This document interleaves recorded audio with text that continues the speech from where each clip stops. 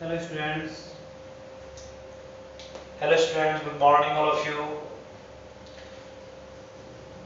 देखिएगा हमने पिछली क्लास में हमारा लास्ट चैप्टर फर्स्ट जो था हमने कंप्लीट किया था और उसके निवेदन हमने किए। उसके बाद में हमने नेक्स्ट चैप्टर की बात करने की बात कही थी। तो आज हम हमारा next chapter Gauss law and its application start करते हैं। देखिए आपको पता है स्थिर विद्युत की जो हमारा फर्स्ट इलेक्ट्रोस्टैटिक्स जो यूनिट है इसके अंदर 4 चैप्टर हैं। फर्स्ट चैप्टर कंप्लीट और सेकंड चैप्टर आज स्टार्ट कर रहे हैं। तो इसको आज मजे से आराम से पढ़िएगा। हम इसको सहज और सरल बनाने की कोशिश करेंगे फिजिक्स को, जिससे कि आपको इसमें कोई कठिनाई अनुभव न हो। आपको एक सरलता के साथ एक सहज तरीके से इसको पढ़ाने की कोशिश करते हैं और आप पढ़िएगा अच्छे से। देखिएगा Gauss law and its application पढ़ने से पहले हम इस चैप्टर का दो महत्वपूर्ण टॉपिक हैं, एक सतत आवेश वितरण और एक विद्युत फ्लक्स इलेक्ट्रिक फ्लक्स। दोनों ही इस लॉज के अंदर काम में आएंगे। तो सबसे पहले हम पढ़ते हैं सतत आवेश वितरण। सतत आवेश वितरण, सतत आवेश वितरण, जिसको इंग्लिश में बोलते हैं continuous charge distribution. Charge distribution, okay. Continuous मतलब सतत चार्ज आवेश डिस्ट्रीब्यूशन वितरण। कंटिन्यूअस चार्ज डिस्ट्रीब्यूशन जो सतत आवेश वितरण है इसके बारे में पढ़ते हैं। देखिएगा यदि किसी वस्तु पर चार्ज बहुत ज्यादा स्थित है, पास में स्थित है, क्वांटम नियम का फॉलो कर रहा है। क्या क्या कहा मैंने? चार्ज क्या है? बहुत ज्यादा है। दूसरा पास में,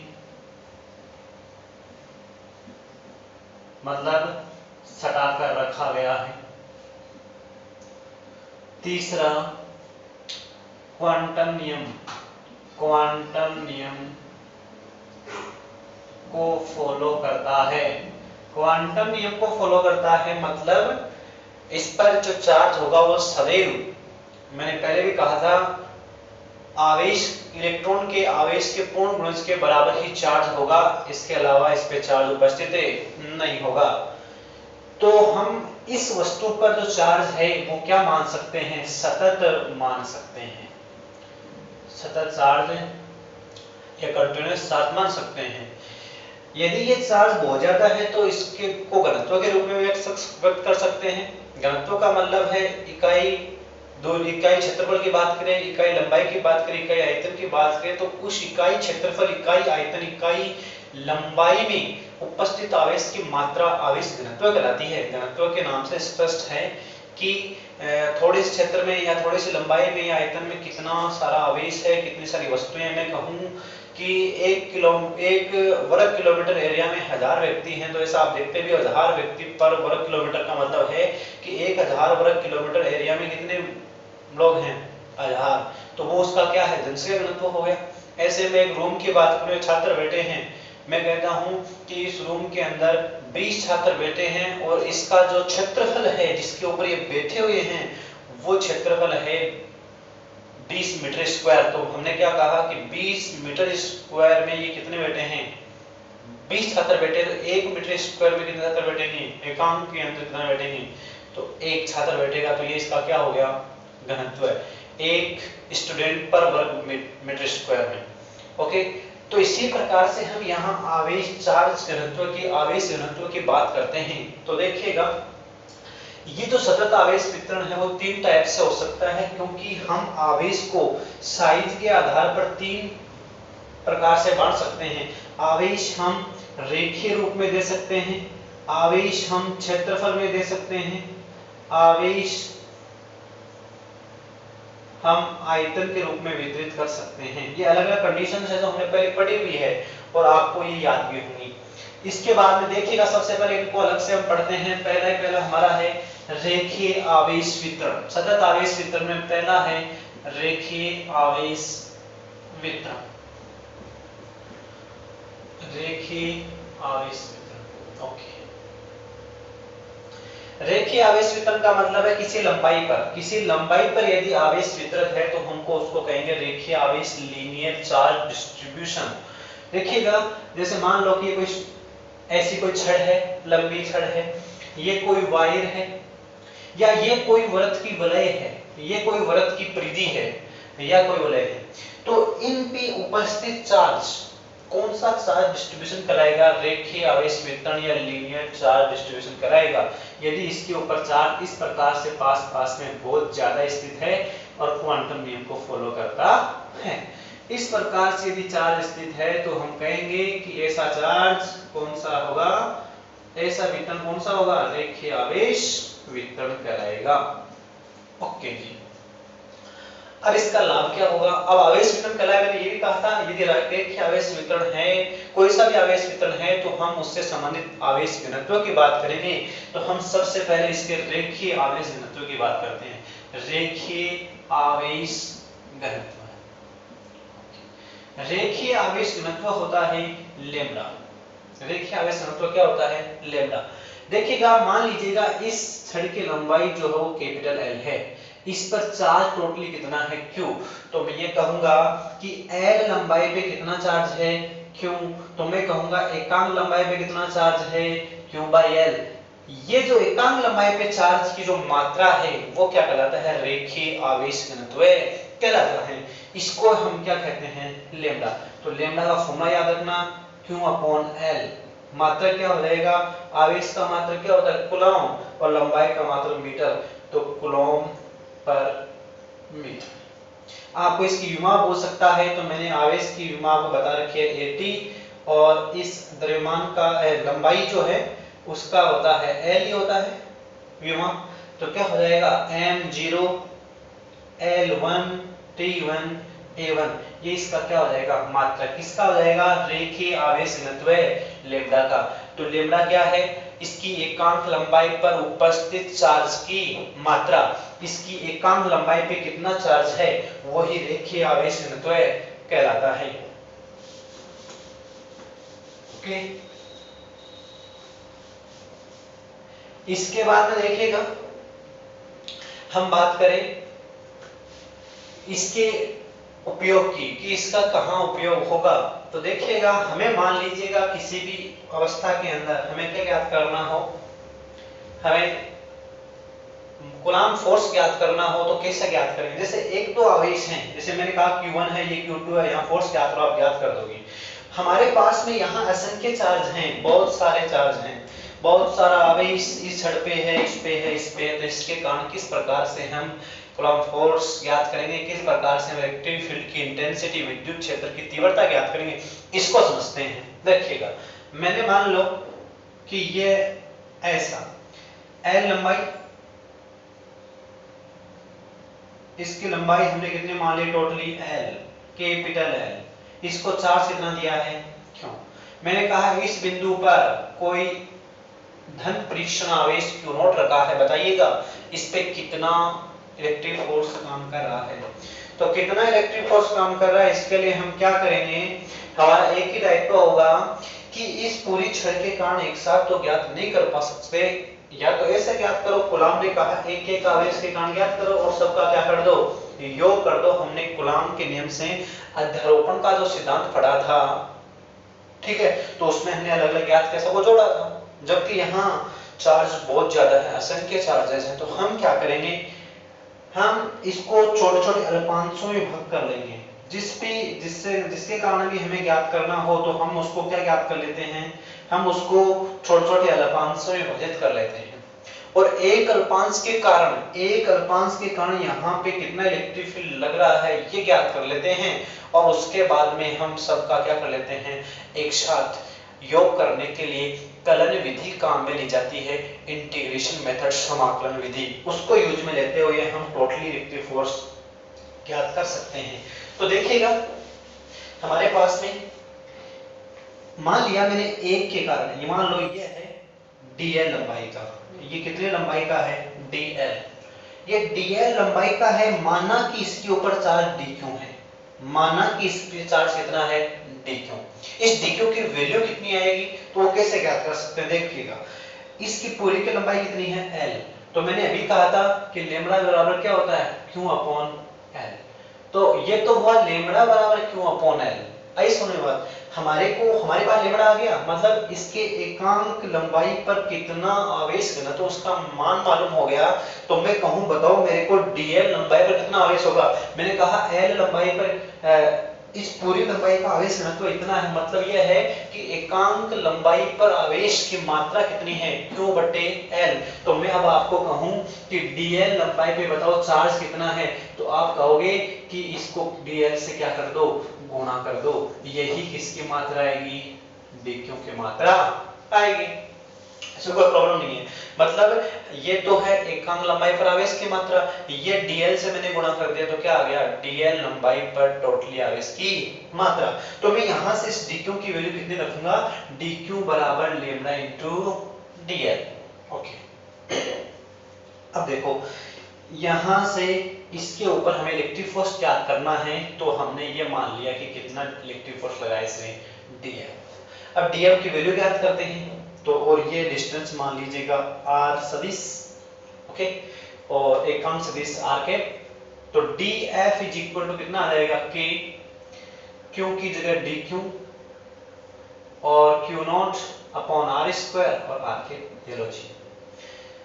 अब हमें क्या करना है, हमें dq की वैल्यू रख देते हैं यहाँ पे, तो dq की वैल्यू यहाँ से देखो कितनी आएगी लेमड़ा dl, ओके, मैं इधर ही लिख देता हूँ इसको k dl into lambda into Q not upon r square और r के। अब देखो df की वैल्यू आई, एक अल्पांश के कारण यहाँ इलेक्ट्रिक फोर्स की वैल्यू आई, तो हमें तो सभी अल्पांशों के कारण ज्ञात करना है। तो ऐसा करने के लिए हमें कलन विधि काम में लेनी है। कलन विधि का मतलब है समाकलन करना, समाकलन जो है वो एडिशन करने के काम में आता है, योग करने के काम में आता है। तो इस इक्वेशन 1 का हम समाकलन करेंगे, परंतु हमें सीमा भी पता होनी चाहिए कि कहां से कहां तक आपको समाकलन करना है, या ये अल्पांश कहां से कहां तक मौजूद हैं। तो ये अल्पांश हमारे इस 0 से लेकर इस l लंबाई तक मौजूद है, तो हम इसका समाकलन कहां करेंगे 0 से l तक। जब df का समाकलन हम करेंगे तो टोटल कितना आ जाएगा फोर्स आ जाएगा, मतलब मैं ये भी कह सकता हूं 0 से l तक हमने समाकलन किया। फिर इसका करो तो इसका कितना आएगा समाकलन, इसमें से जो भी कांस्टेंट है वो तो बाहर ले लो, जो भी स्थिरांक होते हैं ना उनको समाकलन से कहां लेते हैं बाहर, तो k भी बाहर आ जाएगा, लेमड़ा भी कांस्टेंट है, q नॉट भी कांस्टेंट है, r स्क्वायर भी कांस्टेंट है, बचा क्या सिर्फ dl बचा, और ये बाहर ये क्या बचा r के, ठीक है। और हमारे पास में कुछ नहीं बचा, लिमिट लगा दी 0 से l। जब हम इसका समाकलन करें df, तो देखो 0 से l तक टोटली फोर्स तो कितना आ जाएगा f, df का कितना हो जाएगा f, इसकी वैल्यू कितनी आएगी, इसकी वैल्यू कितनी आएगी तो हम कितना बताएंगे देखिएगा, dl का समाकलन करो तो l आएगा। देखो dl का इंटीग्रेशन कितना आता है l, जब भी किसी अवकल वाली राशि का, जैसे किसी के बाद d लगा हो, इसका मतलब अवकल हो रखा उसका, और dl का समाकलन सदैव l आता है, dx का x आता है, dy का y आता है। बायोलॉजी वाले स्टूडेंट्स इसको खासकर ध्यान रखना। तो 0 से l तक लिमिट लगा दी, ये ऊपरी सीमा होती है, ये निम्न सीमा होती है। सबसे पहले ऊपरी सीमा रखते हैं तो l आएगा, फिर माइनस का चिन्ह लगाओ और नीचे वाली सीमा रखो l की जगह, तो 0, तो कितना आया l। तो सदैव याद रखो कि यदि dx का करना है x आएगा, dl का करना है तो l आएगा।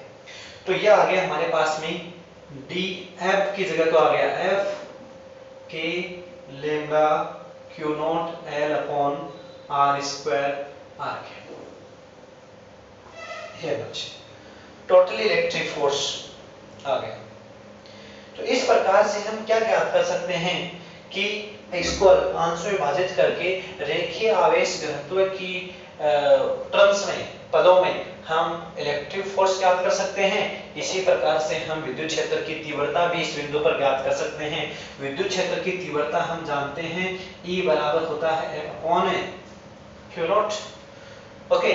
तो E वेक्टर में लिखें तो E वेक्टर बराबर F vector upon Q not, तो हमारे पास में क्या आएगा, हमारे पास में आएगा क्यू नॉट का इस डिवाइड हो जाएगा तो k lambda l upon r square और r कैप, ये बच। ठीक है, तो इस प्रकार से हमारे पास में हम किसी भी चार्ज डिस्ट्रीब्यूशन के कारण इलेक्ट्रिक फोर्स और हम electric field intensity find out कर सकते हैं। देखिएगा सेकेंड, तो ये है आपका रेखीय आवेश वितरण।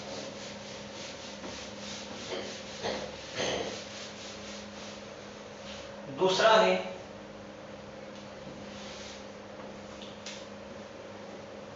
पृष्ठीय आवेश वितरण। पृष्ठीय आवेश वितरण मतलब है surface charge distribution. Surface charge distribution का मतलब है यदि चार्ज कहाँ हो, किसी भी वस्तु के पृष्ठ पे स्थित हो, क्षेत्रफल पे स्थित हो, तो ये कंडीशन तभी आ सकती है जब पृष्ठ कैसा हो, चालक पृष्ठ हो। पृष्ठ कैसा हो, चालक। पृष्ठ क्या, वस्तु, वस्तु कैसी हो, चालक हो।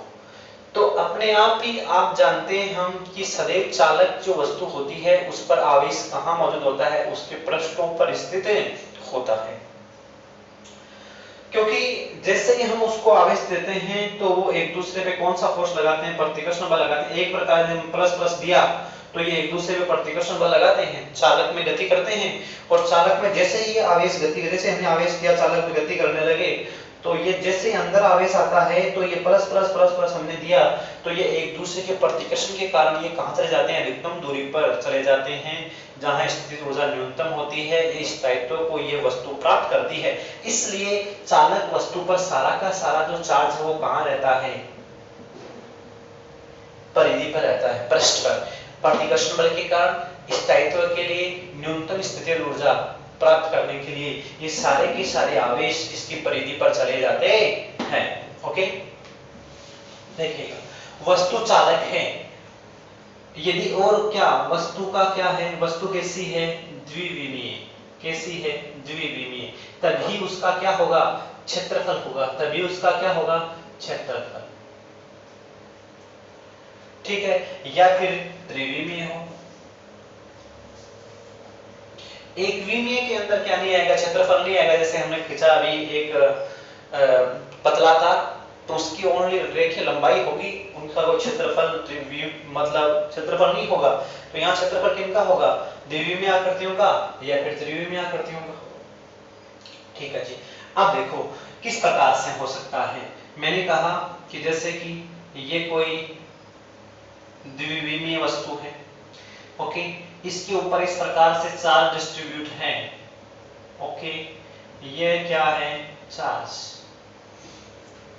मैंने कहा ये कोई गोला है, चालक गोला, तो इस पर भी कहाँ आएगा सारा का सारा चार्ज, इसकी पृष्ठ पर बाहरी क्षेत्रफल पर। जैसे कोई गेंद है, जैसे कोई फुटबॉल है, उसकी तरह की कोई वस्तु है, चालक वस्तु, तो सारा का सारा चार्ज कहाँ आएगा, उसकी सरफेस के ऊपर आएगा।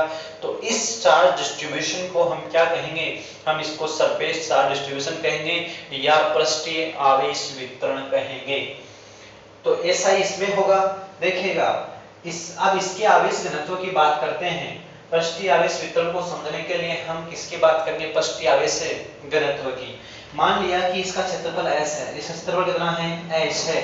इसको हमने कितना चार्ज दिया, q चार्ज दिया, तो मैं ये कहूंगा कि s क्षेत्रफल को कितना चार्ज दिया गया है, क्यों, एकांक क्षेत्रफल को कितना चार्ज दिया गया, किसको, एकांक क्षेत्रफल को। तो एकांक क्षेत्रफल को दिया गया चार्ज कितना होगा, q अपॉन s। यही क्या कहलाता है, पृष्ठीय आवेश घनत्व कहलाता है। एकांक क्षेत्रफल पर उपस्थित आवेश की मात्रा क्या कहलाती है, पृष्ठीय आवेश घनत्व। तो इसको सिग्मा से डिनोट करते हैं। ये क्या है, सिग्मा, सिग्मा से डिनोट करते हैं। और ये क्या कहलाता है, पृष्ठीय आवेश घनत्व है, पृष्ठीय आवेश घनत्व। ये बात ओके। तो पृष्ठीय आवेश घनत्व। अब देखो, मैं कोई अल्पांश, मुझे इसी के कारण, जैसे यहां भी ज्ञात कर सकते हैं, मैं इसी वस्तु की बात करूं, मैंने क्या किया, हमें यहाँ मान लो ये क्यू नॉट कोई बेकाम घन परीक्षण आवेश रखा हुआ है, हमें इलेक्ट्रिक फोर्स ज्ञात करना है टोटली सभी चार्जेस के कारण। तो कूलॉम नियम से ज्ञात करना तो एक असंभव से जटिल गणना हो गई कि सब अलग अलग चार्जेस के कारण ज्ञात करो और फिर उनका क्या करो, योग करो। ऐसा न करके हम क्या करेंगे, हमारा सिंपल सा यही मेथड रहेगा कि हम इसको किस में विभाजित कर लेंगे, हम इसको अल्पांशों में विभाजित कर लेंगे। छोटे छोटे क्या कर लेंगे, इसके टुकड़े कर लेंगे जिनके अंदर कितना कितना चार्ज है, dq dq चार्ज है, कितना कितना चार्ज है, dq।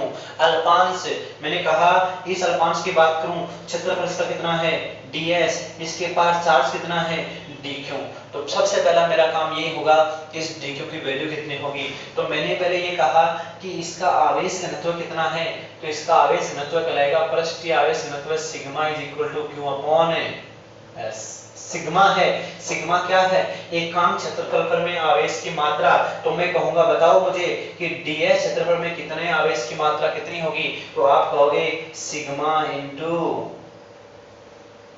ds, क्षेत्रफल में आवेश की मात्रा कितनी रहेगी, सिग्मा इनटू ds, और ये वैल्यू क्या कहलाएगी, dq के क्या होगी, इक्वल होगी। ये तो होगी एक काम क्षेत्रफल में आवेश, और ये हो गई ds से जैसे गुणा कराया मैंने, तो ds क्षेत्रफल में आवेश की मात्रा।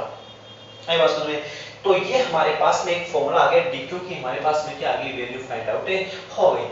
अब हमें इस पर इस पूरे चार्जेस के कारण इलेक्ट्रिक फोर्स ज्ञात करना, तो मैं इस अल्पांश के कारण ज्ञात कर लेता हूं। पहले वही r के डायरेक्शन में df फोर्स लगाया इसने इधर, और ये आपका r वेक्टर डिस्टेंस पे है, ठीक है।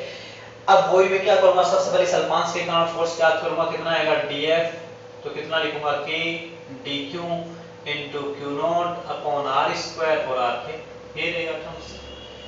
इसके अंदर जब हमें dq की वैल्यू रखूंगा तो df इज इक्वल टू कितना आएगा, k sigma into ds q not upon r square r के। ये लो जी इक्वेशन नंबर 1। वही हमें दोबारा क्या करना है, इसमें बहुत सारे अल्पांश हैं इस क्षेत्रफल में, तो इसका हम इंटीग्रेशन करेंगे सभी अल्पांशों के कारण। यदि हमें इलेक्ट्रिक फोर्स ज्ञात करना है या इलेक्ट्रिक फील्ड इंटेंसिटी ज्ञात करनी है, तो हम क्या करेंगे, हम यहाँ इन सब के कारण उत्पन्न इलेक्ट्रिक फील्ड और इंटेंसिटी का योग करेंगे। योग करने का सदैव याद रखो, हम कौन सी विधि काम में लेते हैं, कलन विधि, और कलन में कौन सा, समाकलन विधि। समाकलन क्या काम करता है, सदैव एडिशन का काम करता है। समाकलन सदैव किसका काम करता है, एडिशन का काम करता है, जोड़ने का काम, सिंपल सा है। तो हम इस समीकरण A का समाकलन करेंगे, और लिमिट सीमा कहां से कहां तक होगी उसकी, तो इसका क्षेत्रफल कहां से स्टार्ट होता है, 0 से लेकर s तक, इसका टोटली क्षेत्रफल कितना है, s। तो टोटली ये ज्ञात करूंगा तो कितना आ जाएगा, टोटली फोर्स F वेक्टर, और यहां से देखो वही k बाहर आ जाएगा, सिग्मा बाहर आ जाएगा, q नॉट बाहर आ जाएगा, r इसको बाहर, अंदर क्या बचेगा, ds 0 से s, इसका क्या हो जाएगा, समाकलन। ये हमारे पास में क्या आ गया, टोटली इलेक्ट्रिक फोर्स, विद्युत बल आ गया, जो कि इस अल्पांश के कारण, इस पूरे पृष्ठ के कारण इस q नॉट आवेश पे लग रहा है। इसी प्रकार से इलेक्ट्रिक फील्ड इंटेंसिटी ज्ञात कर सकते हैं, E इक्वल टू F सदिश अपॉन क्या होता है, Q नॉट, F सदिश अपॉन है Q नॉट। तो इस प्रकार से यह हो गया आपका पृष्ठीय आवेश वितरण। तीसरे आवेश वितरण की बात करते हैं।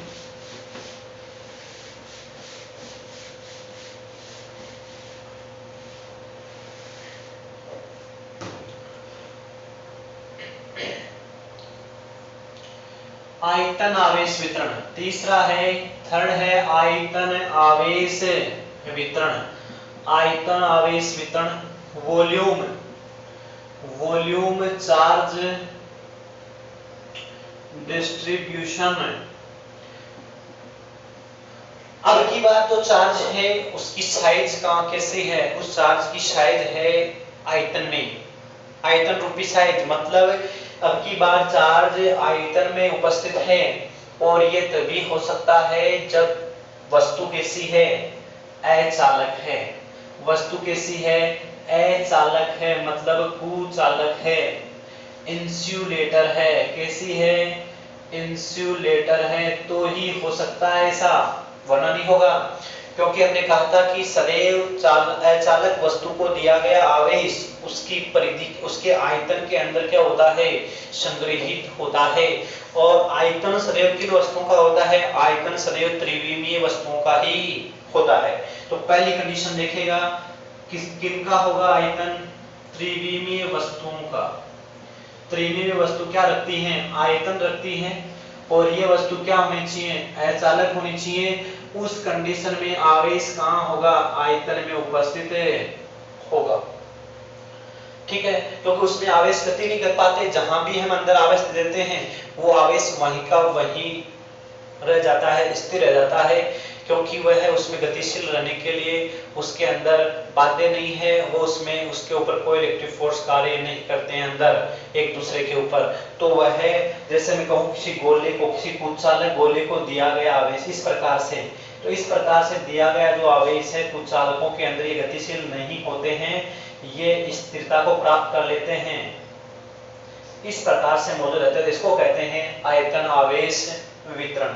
तो देखिएगा आयतन आवेश वितरण, तो इसके अंदर मैं बात करूं, ये से बात करो, चाहे मैं घन की बात कर देता हूं। जैसे मान लो कि ये कोई क्या है, घनाकार कोई अचालक वस्तु है, इसको दिया गया आवेश इसके अंदर इस प्रकार से मौजूद होगा, इस प्रकार से आई बात समझ में। तो ये जो वितरण है वो कैसा कहलाएगा, सतत आवेश आयतन सतत आवेश वितरण कहलाएगा पहली बात तो। और दूसरा ये किसका इसका कौन सा प्रकार है, आयतन आवेश वितरण है। तो मैं इसके बाद भी बात करूं, इसका टोटली आयतन है v, इसमें टोटली चार्ज है q। तो हमारे पास में सबसे पहले तो आया कि बताइएगा इसका आयतन आवेश घनत्व कितना होगा। आयतन आवेश घनत्व की बात कर लेता हूं मैं। आयतन आवेश घनत्व, आयतन आवेश घनत्व ज्ञात करने के लिए हम क्या करेंगे, मैं ये कहूंगा कि v वॉल्यूम के अंदर कितना चार्ज है भाई, q, एकांक आयतन में कितना चार्ज है, q/v, यही क्या कहलाता है, आयतन आवेश घनत्व कहलाता है। रो, इसको जो साइन आया है ना, ये नए नए साइन आ रहे, इसका नाम याद रखना, इसको बोलते हैं रो। क्या बोलते हैं, रो। ओके, तो ये रो जो है वो क्या कहलाता है, आयतन आवेश घनत्व, या ये कहें कि एकांक आयतन में उपस्थित चार्ज की मात्रा। ओके, तो मैं अब इनके अल्पांशों की बात करूं तो मैंने ये कहा कि भाई मैंने एक छोटा सा अल्पांश लिया ऐसा, ठीक है, और इस अल्पांश का आयतन है dv, इसमें चार्ज की मात्रा माननी कितनी, dq। तो मैं कहूं dq की वैल्यू है कितनी, तो आप कहोगे एकांक आयतन में आवेश कितना है रे, सिग्मा। तो dv आयतन में आवेश की मात्रा कितनी होगी, सिग्मा इंटू dv, और यही क्या कहलाएगा रे, dq। ये क्या कहलाएगा, dq। तो यहाँ चार्ज कितना इसके पास में, सिग्मा इंटू dv, या मैं कहूं dq। ओके, अब वही दोबारा क्रॉस से चालू होगी, इसके कारण यहाँ कितना इलेक्ट्रिक फोर्स लगेगा, यहाँ कितने इलेक्ट्रिक फील्ड इंटेंसिटी होगी। तो आप आसानी से जो मेरे पीछे मेथड बताया उसके हिसाब से ज्ञात कर सकते हैं। और सीधा मैं लिखना चाहूँ तो आप देखना कितना आता है, देखिएगा ऐसा आएगा, dF vector is equal to k dq q naught r के बार स्क्वायर। फिर मैं dq की वैल्यू रखूंगा कितनी है, रो इंटू डी, सिग्मा नहीं सॉरी, यहाँ रो, यहाँ भी कितना होगा, रो। ओके, तो रो इंटू डी। फिर हम क्या कहेंगे, सबको बाहर ले जाएंगे, रो को भी बाहर ले लेंगे, के को भी, आर स्क्वायर को भी, आर नॉट को, क्यू नॉट को, तो क्या बचेगा डीवी। समाकलन कहां से होगा, 0 से v dv, बार का दिया आर के, बार क्या आ गया के, क्यू नॉट अपॉन रो भी आ जाएगा अपॉन आर स्क्वायर, और ये किसके बराबर आ गया, एफ के बराबर, टोटली फोर्स या इलेक्ट्रिक फील्ड की इंटेंसिटी भी ज्ञात करनी। इस प्रकार से हमारे पास में क्या आया, 3 प्रकार के आवेश वितरण हुए कंप्लीट। तो मैं इसको एक बार दोबारा बता देता हूं, देखिएगा 3 प्रकार का आवेश वितरण होता है। फर्स्ट रेखीय आवेश वितरण, रेखीय आवेश वितरण जिसको हम कहते हैं lambda q/l, Q upon L और dq बराबर आप जानते हो लैम्डा इंटू dl। ठीक है। दूसरा, पृष्ठीय आवेश वितरण। पृष्ठीय आवेश वितरण, पृष्ठीय आवेश वितरण का मतलब होता है sigma Q upon S। S की जगह आप AB काम में ले सकते हैं क्षेत्रफल के लिए, सरफेस एरिया के लिए एरिया AB काम में ले सकते हैं। और हम बात करें अल्पांश में उपस्थित आवेश की तो वो हो जाएगी सिग्मा इंटू ds। तीसरा मैं बात करूं आयतन आवेश घनत्व, आवेश वितरण, आयतन आवेश वितरण। तो इसका आयतन आवेश घनत्व कितना होगा, रो Q अपॉन V एकांक आयतन में उपस्थित आवेश की मात्रा, और dq अल्पांश में कितना आएगा, तो रो इंटू dv। ये क्या है, ये क्या है, सभी के सभी आवेश घनत्व हैं। ये सभी के सभी क्या हैं, आवेश घनत्व है। कौन कौन से, रेखीय आवेश घनत्व है, पृष्ठीय आवेश घनत्व है और आयतन आवेश घनत्व है। तो इन तीनों को याद रखना है। रेखीय आवेश वितरण कहां पाया जाएगा, किसी छड़ पर, किसी तार पर, या फिर वृत्त की परिधि पर। ओके, क्योंकि वृत्त की परिधि को भी हम कहीं से तोड़े, बनाया कैसे, हमने किसी लंबी छड़ को गोल किया, मतलब घुमाया तो हमें क्या बना, वृत्त बना। और वृत्त की परिधि एक प्रकार से लंबी छड़ या लगातार हो सकता है। तो वो उसके उपस्थित, उसके ऊपर उपस्थित जो चार्ज होगा वो कैसा वितरण होगा, रेखीय आवेश वितरण। पृष्ठीय आवेश वितरण कहां होगा, चाहे तो वस्तु कैसी है, द्विविमीय है, चाहे वो वस्तु कैसी है, त्रिविमीय है, परंतु वो वस्तु दोनों ही प्रकार की जो वस्तुएं वो कैसी होनी चाहिए, चालक होनी चाहिए। कैसी होनी चाहिए, चालक। तो वो आवेश कहां में, कौन सा आवेश वितरण कहलाएगा, वहां पे पृष्ठीय आवेश वितरण कहलाएगा। तीसरा, ऐसा कहां होगा, त्रिविमीय वस्तुओं में। सिर्फ आयतन किनका होता है, त्रिविमीय वस्तुओं का होता है, और वो भी अचालक वस्तुएं होंगी। अचालक वस्तुओं में सदैव आवेश जो है वो उसके आयतन में उपस्थित रहता है। तो इस प्रकार से आज की क्लास में हमने सतत आवेश वितरण की बात की, कंटीन्यूअस चार्ज डिस्ट्रीब्यूशन की। तो आप इसको तैयार करना। उसके आगे जो हमारा पॉइंट रहेगा वो रहेगा इलेक्ट्रिक फ्लक्स, जिसको हम आज पढ़ेंगे। उसके बाद में गॉस लॉ और इट्स एप्लीकेशन चलते रहेंगे। Okay, thank you.